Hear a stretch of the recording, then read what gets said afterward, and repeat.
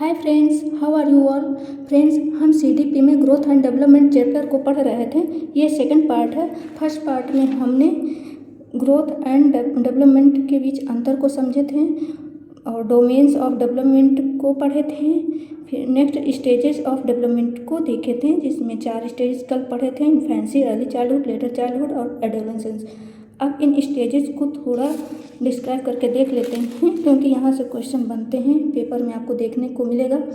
Friends, इन stages में जो भी मैंने पॉइंट्स लिखे हैं उनको आप ध्यान से पढ़िएगा, क्योंकि वो एक एक पॉइंट ये बहुत इम्पोर्टेंट हैं।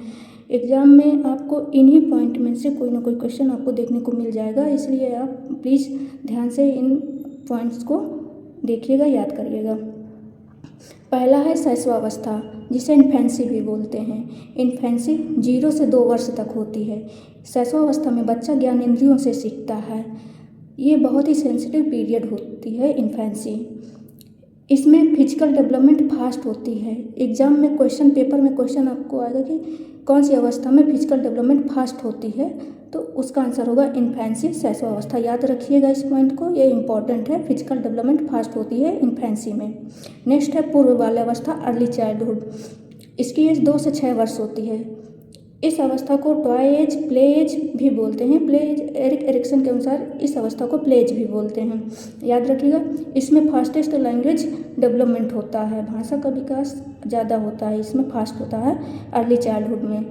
ये इमिटेटिव एज होती है, इसमें बच्चा नकल करके सीखता है। पूर्व बाल्यावस्था में पेपर में आपको क्वेश्चन मिलेगा कि बच्चा कौन सी अवस्था में इमिटेटिव एज होती है, तो आपको बताना होगा कि पूर्व बाल्यावस्था में नकल करके सीखता है बच्चा। थर्ड है उत्तर बाल्यावस्था, लेटर चाइल्डहुड। इसकी एज 6 से 12 वर्ष होती है और इस अवस्था को ही gang age, school age, long term friendship age भी बोलते हैं। एग्जाम में गैंग एज दिया होगा या फिर स्कूल एज दिया होगा, पूछेगा कि स्कूल एज किस अवस्था को बोलते हैं, तो आपको बताना होगा कि लेटर चाइल्डहुड को याद रखना होगा।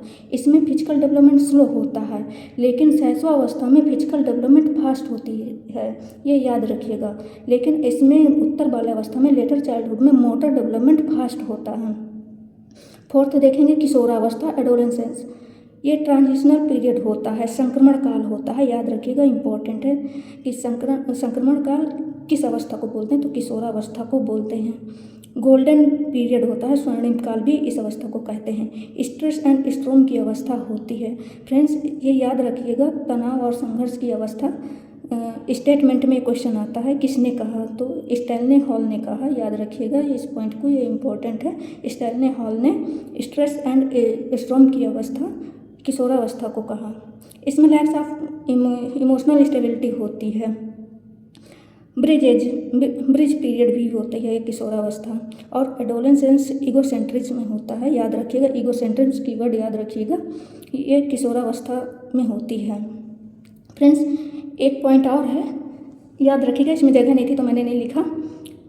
शैशवावस्था के पहले भी एक अवस्था होती है जिसे प्रीनेटल स्टेज यानी प्रसव पूर्व अवस्था कहते हैं। इस अवस्था में बच्चा माँ के पेट में ही होता है। इसका समयान्तर गर्भाधान से जन्म अर्थात 9 महीना 10 दिन या फिर 280 दिन या फिर 40 सप्ताह तक का होता है। इस अवस्था का पूर्ण विकास गर्भवती माँ पर निर्भर करता है। इस पॉइंट को भी याद रखिएगा फ्रेंड्स, ये इंपॉर्टेंट है। प्रीनेटल स्टेज याद रखिएगा, इंपॉर्टेंट है। फ्रेंड्स, इस तरीके से हमने स्टेजेस ऑफ डेवलपमेंट को कवर किए। नेक्स्ट पार्ट इसका कवर करेंगे, बने रहिएगा। वीडियो एग्जाम ओरिएंटेड लगेगा तो please like, share and subscribe कीजिएगा। Thank you.